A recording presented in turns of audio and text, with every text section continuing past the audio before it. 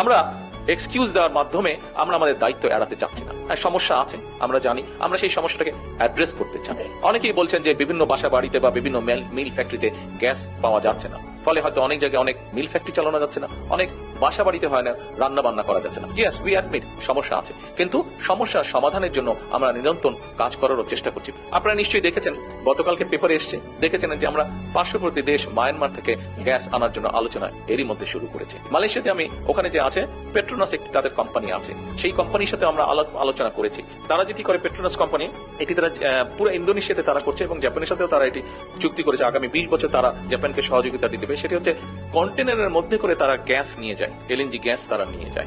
আমরা তাদের সাথে কথা বলেছি এবং একটু সময় লাগার কারণে গত সপ্তাহে আমি নিজে প্রাইম মিনিস্টার আনোয়ার ইব্রাহিমের সাথে ফোনে কথা বলেছি যে উনি আমাদেরকে এই ব্যাপারে সহযোগিতা করতে পারেন কিনা, এবং উনি তখন আমাকে ফোনে বললেন যে আমি আগামীকাল কি তাদের সাথে কথা বলছি এবং আমরা দেখব কত দ্রুত বাংলাদেশকে কিভাবে সহযোগিতা করা যায়।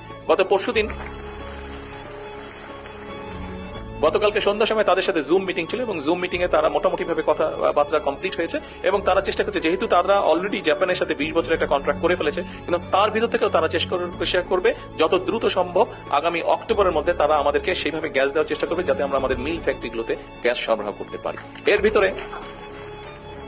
এর ভিতরে আমরা চেষ্টা করছি যে একইভাবে আরো কিছু এইভাবে নিয়ে এসে আমাদের প্রায় 8টার মতন আমাদের বিদ্যুৎ কেন্দ্র আছে, যেই বিদ্যুৎ কেন্দ্রগুলোতে যদি আমরা গ্যাস সরবরাহ করতে পারি সাথে সাথে, তাহলে আগামী 3-4 ঘন্টার মধ্যে, এগুলো যদি গ্যাস কানেকশন দেওয়া যায় 3 থেকে 4 ঘন্টার মধ্যে আমরা 4000 মেগাওয়াট বিদ্যুৎ আমরা গ্রিড লাইনে সংযুক্ত করতে পারবো। এটাও কিভাবে করা যায় সেটিরও আমরা চেষ্টায় আছি।